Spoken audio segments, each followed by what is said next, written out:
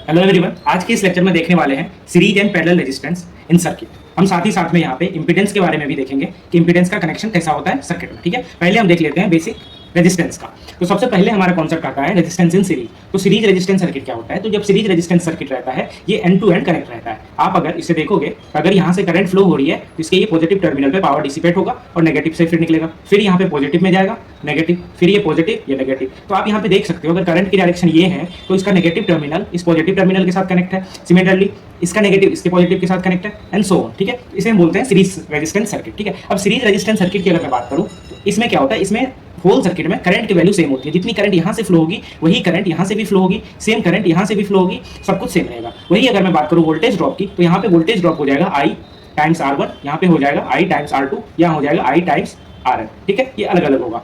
तो series resistance में current जो है हमारा सेम रहता है और जो वोल्टेज रहता है वो हर एक रेजिस्टेंस के अक्रॉस डिफरेंट रहता है। ठीक है, अभी इसके बारे में देखें, सेम चीज यहाँ पे लिखा हुआ है, resistance connect end to end. ठीक है, forming a single path for current flow. Equivalent resistance की बात करूँ तो यहाँ पे जो टोटल रेजिस्टेंस हो जाएगा उसको इस तरीके से देखेंगे। अगर मैंने यहाँ पे सप्लाई वोल्टेज V दिया है तो ये जो V सप्लाई वोल्टेज है वो है I times R, according to Ohm's law V equal to I times R। और ये जो टोटल वोल्टेज है वो सम है I of R1 plus I of R2 dot dot I of Rn। ठीक है, अगर मैं यहाँ पे I कॉमन ले लूँ I R तो यहाँ पे हो जाता है कॉमन लेने के बाद R1 प्लस R2 Rn। ठीक है, तो यहाँ से I को मैं अगर कैंसिल कर दूँ तो हमारा जो इक्विवेलेंट रेजिस्टेंस हो जाएगा R equal to R1 plus R2 plus R3। ठीक है, सेम यहाँ पे हमने करंट फ्लो का जैसे कि आपको यहाँ पे बताया था कि सेम करंट यहाँ पे फ्लो होती है। नेक्स्ट आते हैं हम पैरेलल रेजिस्टेंस सर्किट में। तो पैरेलल रेजिस्टेंस सर्किट रहता है वो कुछ इस तरीके से कनेक्ट रहता है। इसका जो पॉजिटिव टर्मिनल है, अगर करंट की डायरेक्शन यहाँ से जा रही है तो यहाँ पे करंट I1 जाएगी, यहाँ से करंट हमारी I2 जाएगी, यहाँ से करंट हमारी I3 जाएगी। I1 जाने के चलते यहाँ पे पावर डिसिपेट होगा, जो मैं कर लेता हूँ, यहाँ पे भी ये होगा। तो यहाँ पे आप देख सकते हो पॉजिटिव टर्मिनल जो है, सारे पॉजिटिव टर्मिनल आपस में यहाँ पे कनेक्टेड है और सिमिलरली जो सारे नेगेटिव टर्मिनल है, सारे नेगेटिव टर्मिनल भी यहाँ पे आपस में कनेक्टेड है। तो मैं बोल सकता हूँ साइड बाय साइड जो है मल्टीपल पाथ ही बनाता है। ठीक है, अब इसका हम इक्विवेलेंट सर्किट की बात करें तो यहाँ का जो वोल्टेज है ये V है, तो यहाँ का भी जो वोल्टेज होगा वो V ही होगा, सिंस पैरेलल में है, सेम वोल्टेज होगा यहाँ पे भी। ठीक है, अब जो V है, ये जो V है टोटल V इक्वल टू हो जाएगा I इंटू R इक्विवेलेंट। ठीक है, और I की जो वैल्यू है वो हो जाता है I1 plus I2 plus I3, since यहाँ पे तीन ब्रांच है अलग अलग। अब मैं यहाँ पे क्या करता हूँ, I की जो वैल्यू है, यहाँ से मैं I की वैल्यू को मैं लिख सकता हूँ V अपॉन R इक्विवेलेंट। तो मैं सेम चीज को यहाँ पे लिख देता हूँ V upon R equivalent equal to I1 की अगर मैं बात करूँ तो ये V अपॉन R1 हो जाएगा, सिमिलरली I2 जो है V अपॉन R2 हो जाएगा, I3 जो है V अपॉन R3 हो जाएगा। जब मैं इसे सॉल्व करता हूँ तो मुझे मिलता है 1 upon R equivalent equal to 1 upon R1 plus 1 upon R2 plus 1 upon R3 plus 1। ठीक है, ये है। अगर हमारा दो रेजिस्टेंस आपस में कनेक्टेड रहेगा, ये मैं R1 ले लेता हूँ, ये मैं R2 ले लेता हूँ, तो जो हमारा इक्विवेलेंट जो रेजिस्टेंस रहता है वो आप डायरेक्ट कैलकुलेशन करने के लिए लिख सकते हो R1 into R2 upon R1 plus R2। ठीक है, तो सेम यहाँ पे लिखा हुआ है 1 upon R total equal to 1 upon R1 plus 1 upon R2 plus 1 upon R3। अब यहाँ पे करंट डिवीजन की बात करते हैं। करंट किस टाइप से यहाँ पे डिस्ट्रीब्यूट होता है? तो करंट जो है हर एक ब्रांच के अकॉर्डिंग उसकी क्या रेजिस्टेंस की वैल्यू है उस पर डिपेंड करके डिस्ट्रीब्यूट होती है। अगर वैल्यू ऑफ करंट कम रहेगी, रेजिस्टेंस ज़्यादा रहेगी तो करंट कम रहेगी, और रेजिस्टेंस कम होने की वजह से करंट ज़्यादा रहेगी। ठीक है, अब आते हैं नेक्स्ट पे कुछ इंपॉर्टेंट पॉइंट। अब देखिए, अगर दो रेजिस्टेंस पैरेलल में कनेक्टेड रहते हैं, अगर ये रेजिस्टेंस है R1 और ये रेजिस्टेंस है हमारा R2, जो हमारा इक्विवेलेंट रेजिस्टेंस होगा वो हमेशा रहेगा लेस देन R, जो लेस रहेगा। चलिए इसे एग्जांपल के तौर पे समझते हैं। एक रेजिस्टेंस हमारा 5 ओम का है, दूसरा रेजिस्टेंस हमारा 2 ओम का है। जो हमारा R इक्विवेलेंट रहेगा वो हमेशा 2 ओम से कम ही रहेगा। ठीक है, आगे इस पे हमें क्वेश्चन करने वाले हैं। सेम जो पैरेलल सीरीज रेजिस्टेंस है, सीरीज रेजिस्टेंस में जो R इक्विवेलेंट रहेगा वो हमेशा ग्रेटर देन रहेगा R largest value of resistance के। यहाँ पे भी एक एग्जांपल से समझते हैं। दो रेजिस्टेंस है 3 ओम और 5 ओम, यहाँ पे जो R इक्विवेलेंट रहेगा ये ग्रेटर देन रहेगा 5 ओम के। ठीक है, नेक्स्ट आते हैं हम, सॉरी ग्रेटर देन है तो ये रहेगा, सॉरी फॉर दैट। नेक्स्ट आते हैं हम एप्लीकेशन पे। तो एप्लीकेशन क्या होता है सीरीज पैरेलल कॉम्बिनेशन का? तो सबसे पहला जो एप्लीकेशन होता है वो होता है वोल्टेज डिवीजन में। अब वोल्टेज डिवीजन में कैसे होता है, अगर मैं यहाँ पे बात करूँ, एक हमारे पास सर्किट है इस टाइप से, इसकी रेजिस्टेंस R1 है और यहाँ पे हमने सप्लाई वोल्टेज V दिया है। ठीक है, अब हमें क्या करना है, इसके अक्रॉस का वोल्टेज को कम ज़्यादा करना है। ठीक है, उसके लिए हम यहाँ पे एक और रेजिस्टेंस R लगा देंगे तो यहाँ का वोल्टेज जो है कम हो जाएगा और वोल्टेज जो है कैपिटल R1 और स्मॉल r में डिवाइड हो जाएगा। दूसरा आता है करंट शेयरिंग का। Current sharing is nothing but parallel circuit. Parallel circuit में आपने देखा होगा यहाँ पे जो करंट है ये अलग अलग वे में शेयर हो रहा है। ठीक है, अब आते हैं हम नेक्स्ट इंपीडेंस के ऊपर। अब ये इंपीडेंस क्या होता है? जब हम डीसी सर्किट पर केस में क्या होता है, डीसी सर्किट के केस में जो हमारा अपोजिशन है वो सिर्फ रेजिस्टेंस के चलते होता है। वही अगर मैं एसी सर्किट की बात करूं, वहां पे जो अपोजिशन मिलता है और चेंजेस जो मिलते हैं करंट या वोल्टेज में वो आता है इम्पीडेंस के चलते, जिसे हम जेड से डिनोट करते हैं। अब ये जो इम्पीडेंस होता है ये होता है रेजिस्टेंस प्लस जे एक्सएल प्लस जे एक्सी। एक्सएल को बोलते हैं हम इंडक्टिव रिएक्टेंस, एक्सी को हम बोलते हैं कैपेसिटिव रिएक्टेंस। अब अगर हमारा सर्किट प्योर सबसे पहले ये देख लेते हैं इंपीडेंस का सीरीज एंड पैरेलल क्या होता है, ठीक है। अब इंपीडेंस का सीरीज एंड पैरेलल के लिए अगर मैं देखूं इंपीडेंस सीरीज या पैरेलल में, तो इंपीडेंस जो है सीरीज में same as resistance Z1 plus Z2 plus Z3 Zn, और पैरेलल में जो होता है ये होता है 1, पैरेलल में जो होता है ये होता है 1/Z1 plus 1/Z2 1 parallel equal two plus 1/Z3 सो, ठीक है। तो सेम अभी हम इस चीज को करते हैं एक्सएल एंड एक्सी के साथ, ठीक है। अब देखिए अगर सर्किट प्योर इंडक्टिव हो, अगर सर्किट प्योर इंडक्टिव है हमारा, और दूसरा केस में लेता हूं circuit pure capacitive. Pure inductive circuit के केस में क्या होता है Z इक्वल टू एक्सएल हो जाता है, और प्योर कैपेसिटिव में Z इक्वल टू एक्सी होता है। जो एक्सएल होता है ये होता है ओमेगा टाइम्स एल, और एक्सी होता है 1/ओमेगा टाइम्स सी, ठीक है। अब अगर मैं सीरीज में बात करूं तो क्या हो जाएगा Z equal to Z1 plus Z2 plus Z3, 3 में ले लिया हूं तो Z equal to omega L ले लेता हूं तो omega L1 plus omega L2 plus omega L3, ठीक है। तो L equal to L1 plus L2 plus L3 हो जाएगा सीरीज में। अब अगर मैं कैपेसिटिव वाले सर्किट की बात करूं तो Z इक्विवेलेंट मैं यहाँ पे ले लेता हूँ Z equal to Z1 plus Z2 plus Z3, ठीक है। अब यहाँ पे Z इक्विवेलेंट जो है ओमेगा सी के इक्वल है, तो 1/ओमेगा सी इक्वल टू मैं लिख सकता हूँ 1/ओमेगा C1 plus 1/ओमेगा C2 plus 1/ओमेगा C3। तो जो C इक्विवेलेंट है 1/C equal to 1/C1 plus 1/C2 plus 1/C3, ठीक है। ये हमारा कॉन्फ़िगरेशन हो जाता है, ठीक है। अब देखते हैं ये तो हमारा सीरीज कनेक्शन है L और C का। अब हम देखते हैं पैरेलल में क्या होता है। अगर मैं पैरेलल में करूँ तो पैरेलल में मैं फिर से प्योर इंडक्टेंस ले लेता हूँ, प्योर कैपेसिटेंस सर्किट ले लेता हूँ, या pure capacitance circuit capacitive circuit ले लेता हूँ। अगर प्योर इंडक्टेंस या प्योर इंडक्टिव सर्किट की मैं बात करूँ तो ऑब्वियसली पैरेलल में 1/Z equal to 1/Z1 plus 1/Z2 plus 1/Z3 हो जाएगा। यहाँ भी same 1/Z equal to 1/Z1 plus 1/Z2 plus 1/Z3। अब हमें पता है Z equal to omega L हो जाएगा, यहाँ पे Z इक्वल टू 1/ओमेगा सी हो जाएगा। तो ओमेगा एल जब मैं पुट करूँ तो 1/ओमेगा एल इक्वल टू 1/ओमेगा L1 प्लस 1/ओमेगा L2 प्लस 1/ओमेगा L3। तो 1/L equal to 1/L1 plus 1/L2 plus 1/L3। और अगर मैं यहाँ पे बात करूँ तो 1/Z equal to omega C, तो 1/Z को 1/1/ओमेगा सी में लिख सकता हूँ। यहाँ पे 1/1/ओमेगा C1 plus 1/1/ओमेगा C2 plus 1/1/ओमेगा C3। जब मैं इसे देखूंगा तो ये सारे ऊपर आ जाएंगे। तो omega C equal to omega C1 plus omega C2 plus omega C3।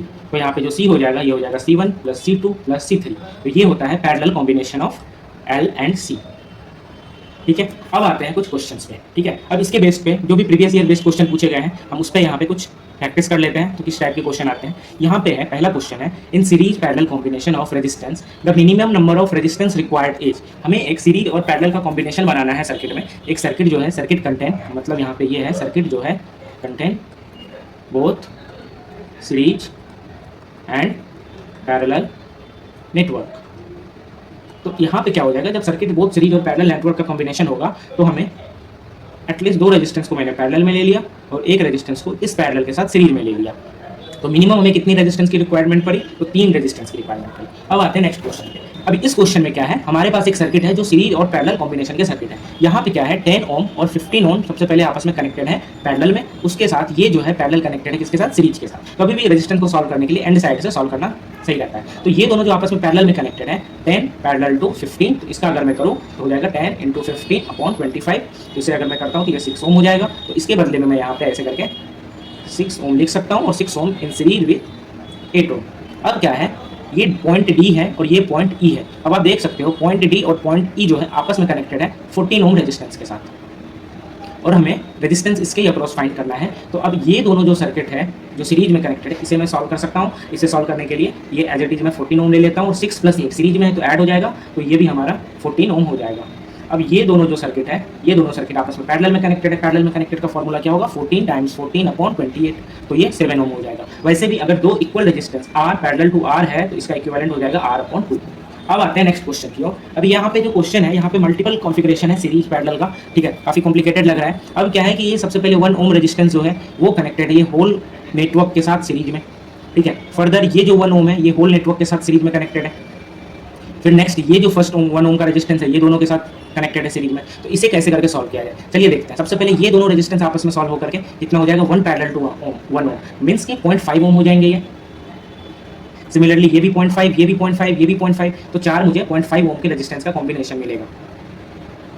0.5, 0.5 और ये सारे जो है एक पॉइंट पी पे कनेक्टेड है, तो ये सारे को मैं एक पॉइंट पी ले लेता हूँ सिंस ये सारे एक में ही कनेक्टेड है। अब क्या है, ये दोनों जो 1.5 ओम का रेजिस्टेंस का कॉम्बिनेशन है ये कनेक्टेड है 1 ओम के साथ, तो मैं यहाँ पे ये 1 ओम दे दूंगा। सेम यहाँ पे भी मैं 1 ओम दे दूंगा, यहाँ पे भी मैं 1 ओम दे दूंगा, यहाँ पे भी मैं 1 ओम दे दूंगा, ठीक है। अब देखिए ये जो है आपस में 1 ओम के साथ कनेक्टेड है। अब क्या है, स्टार्टिंग के जो 2 1 ओम है वो दोनों आपस में पैरेलल में कनेक्टेड है, तो इस टाइप से ये कनेक्टेड है किसके साथ, 1 ओम रेजिस्टेंस के साथ। सेम ये भी जो आपस में कनेक्टेड है यहाँ पे एक 1 ओम रेजिस्टेंस के साथ, ठीक है। अब अगर मैं इसे सॉल्व करूँ तो 1.5 पैरेलल टू 1.5 हो जाएगा। इसे अगर मैं देखूँ तो ये हमारा हो जाता है 1.5 पैरेलल टू 1.5, तो 1.5 पैरेलल टू 1.5 इसका जो कॉम्बिनेशन हो जाएगा वो हो जाएगा 0.75 ओम। तो मैं लिख सकता हूँ यहाँ पे 1 ओम और यहाँ पे 0.75 ओम। सेम यहाँ पे भी 1 ओम और 0.75 ओम, ठीक है। तो 1.75 और 1.75 ये आपस में कनेक्टेड हो गए किसके साथ, ये 1 ओम रेजिस्टेंस के साथ, ये जो 1 ओम का रेजिस्टेंस है, और ये ओवरऑल जो है ये कनेक्टेड हो गया। और हमें जो है इस टर्मिनल में इससे एज्यूम कर लेता हूँ ए बी, इसके अक्रॉस का रेजिस्टेंस निकालना है। तो अभी यहाँ पे क्या है मेरे पास, यहाँ पे 1.75 पैरेलल टू 1.75 हो गया, तो ये हो जाएगा 1.75/2 + 1, ठीक है। तो इसका जो वैल्यू है ये हमारा आंसर आ जाएगा। 2 ले लेता हूँ मैं, 1.75 + 2 तो हो जाएगा 3.75/2 ओम, ये हमारा इक्विवेलेंट रेजिस्टेंस हो जाएगा। अब आते हैं नेक्स्ट क्वेश्चन की ओर। अब ये जो क्वेश्चन है काफ़ी इजी है, इसे इतना सॉल्व करने की नीड भी नहीं है। अब यहाँ पे क्या है, अब ये सर्किट को मैं कुछ इस तरीके से सॉल्व कर सकता हूँ इजीली के लिए। ये जो डी और ई पॉइंट है, 2 पॉइंट यहाँ पे है, डी और एक पॉइंट है ई। डी और ई जो पॉइंट है यहाँ पे एक रेजिस्टेंस 14 ओम का कनेक्टेड है, ठीक है। और ये जो डी और ई पॉइंट है इसके अक्रॉस एक ये होल रेजिस्टेंस इस टाइप से कनेक्टेड है। इसे मैं आर इक्विवेलेंट ले लेता हूँ, ये सबका इक्विवेलेंट। तो अब यहाँ पे क्या है, जो यहाँ पे जो रेजिस्टेंस होगा हमारा वो हमेशा जो है लेस देन होगा 14 ओम, क्योंकि ये पैरेलल में कनेक्टेड है। हो सकता है 14 ओम से भी कम हो, अगर आर की वैल्यू 14 ओम से भी कम हो। फिर उसके बाद अगर हमारे पास ऑप्शन रहता है, अगर इस क्वेश्चन में हमारे पास ऑप्शन रहता है एक 7 ओम, एक 15 ओम, एक 21 ओम, एक 28 ओम, तो यहाँ पे हमें सॉल्व करने की नीड नहीं पड़ती। हमारा जो आंसर है वो डायरेक्ट 7 ओम हो जाता है। चलिए अभी हम इसे डायरेक्ट कन्वेंशनल मेथड से सॉल्व करते हैं। काफ़ी इजी क्वेश्चन है, इस टाइप से हम सॉल्व कर सकते हैं। चलिए देखते हैं। अब यहाँ पे ये पॉइंट को मैं ए कंसीडर कर लेता हूँ, और ये जो पॉइंट है ये पॉइंट को मैं डी, पहले से है दिया हुआ तो ये डी है, ठीक है। अब देखिए पॉइंट ए और डी आपस में कनेक्टेड है, पॉइंट ए और डी आपस में कनेक्टेड है। इस सर्किट को क्या मैं इस तरीके से लिख सकता हूँ, ए और डी का अगर मैं बात करूँ तो यहाँ इसके अक्रॉस 0 ओम कनेक्टेड है, तो मैं यही पॉइंट को ए भी कंसीडर कर लेता हूँ और इसी पॉइंट को मैं डी भी कंसीडर कर लेता हूँ, सिंस दोनों सेम पोटेंशियल पे मुझे लग रहे हैं, क्योंकि यहाँ पे दोनों जो है आपस में कनेक्टेड है।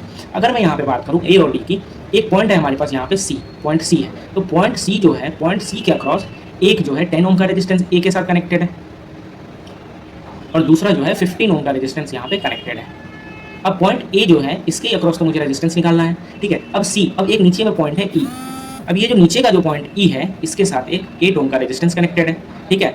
अब यहाँ पे क्या है, ई जो है और डी जो है ये आपस में कनेक्टेड है 14 ओम रेजिस्टेंस के साथ। अब हमें ई और बी सेम पोटेंशियल पे है, तो इसी के अक्रॉस में यहाँ पे रेजिस्टेंस निकाल सकता हूँ। अब देखिए 15 और 10 दोनों आपस में क्या है, पैरेलल में कनेक्टेड है, तो 6 ओम हो जाएगा, बिकॉज 15 × 10/25, तो ये हो जाता है 6 ओम, और ये 6 ओम जो है 8 ओम के साथ कनेक्टेड है, और ये ओवरऑल 14 ओम के साथ कनेक्टेड है। अब यहाँ पे हमारे पास कॉम्बिनेशन हो जाता है 14 ओम और 14 ओम का। अब इसका जब मैं कॉम्बिनेशन निकालता हूँ तो ये हो जाता है हमारा 7 ओम, तो ये हमारा करेक्ट आंसर है। अब आता है नेक्स्ट क्वेश्चन की तरफ। अब ये वाले क्वेश्चन में भी सेम टाइप का कॉन्सेप्ट हमारा यूज होगा। अब ये वाला जो क्वेश्चन है इसे देखते हैं किस तरीके से हम सॉल्व कर सकते हैं इजी तरीके से, ठीक है। अब यहाँ पे भी मैं कुछ डिनोट कर लेता हूँ कुछ ना कुछ पॉइंट को, ठीक है, उसी तरीके से कनेक्ट करने के लिए। ये पॉइंट सी है, यहाँ पे डी है, सी और डी सेम पोटेंशियल पे है, ठीक है। ये पॉइंट को मैं बी ले लेता हूँ, ये पॉइंट हमारा ए हो गया। अब देखिए सी और डी पॉइंट को मैं एक साथ लिख सकता हूँ, ठीक है। सी और डी पॉइंट, ये सी और डी पॉइंट जो है बी से एक रेजिस्टेंस सी की तरफ है कनेक्टेड, ठीक है। यहाँ पे मैं बी ले लेता हूँ, बी से एक रेजिस्टेंस जो है 6 ओम को कनेक्ट है, और बी से डी की तरफ एक रेजिस्टेंस और एक और है 4 ओम का रेजिस्टेंस आपस में कनेक्ट, ठीक है। अब ये बी हो गया। अब देखिए एक और पॉइंट है हमारे पास यहाँ पे ए, ठीक है। मैं ए पॉइंट को यहाँ पे लिख लेता हूँ, ए पॉइंट को, ठीक है। अब देखिए अब ए पॉइंट में क्या है कि डी और ए के बीच में एक रेजिस्टेंस 10 ओम का कनेक्टेड है, सिमिलरली सी और ए के बीच एक रेजिस्टेंस जो है 15 ओम का कनेक्टेड है, ठीक है। अब देखिए क्या मैं इस सर्किट को इस तरीके से ड्रॉ कर सकता हूँ, सी डी को मैं बीच में कर लेता हूँ, ऊपर में ए ले लेता हूँ, नीचे में बी ले लेता हूँ। ए सी डी के बीच का अगर मैं कनेक्टेड देखूँ तो एक 15 ओम है और दूसरा जो हमारे पास रेजिस्टेंस है वो 10 ओम है, ठीक है। यहाँ से मैं ए ले लेता हूँ, ठीक है, सी डी के थ्रू। फिर यहाँ से एक रेजिस्टेंस 6 ओम का है बी के थ्रू और एक रेजिस्टेंस 4 ओम का है। अब देखिए ये दोनों आपस में पैरेलल में हो गए, ये भी आपस में पैरेलल में हो गए, इसका पैरेलल कॉम्बिनेशन एक बन जाएगा, ठीक है। सीरीज में जो एक और इसका पैरेलल कॉम्बिनेशन बन जाएगा। 15-10 का पैरेलल हमारे पास 6 ओम हो गया, 6 और 4 का पैरेलल हमारे पास 2.4 हो जाएगा, बिकॉज 6 × 4/10 तो 2.4, तो हमारा जो टोटल रेजिस्टेंस है ये हो जाएगा 8.4 ओम। I hope